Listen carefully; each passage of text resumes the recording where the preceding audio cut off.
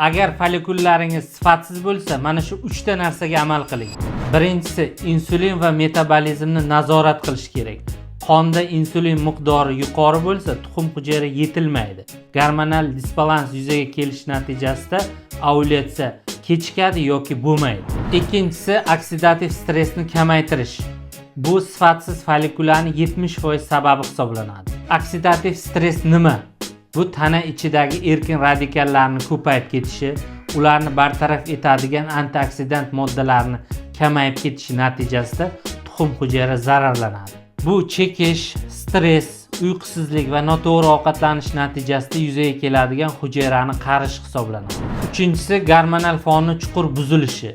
Ya'ni organizmdagi tuxumdonlarni stimullovchi, lyutinlovchi, prolaktin, antimyulleriy gormon hamda buqoq gormonlarni tahlil asosida tekshirib, shifokor tavsiyasini olish kerak.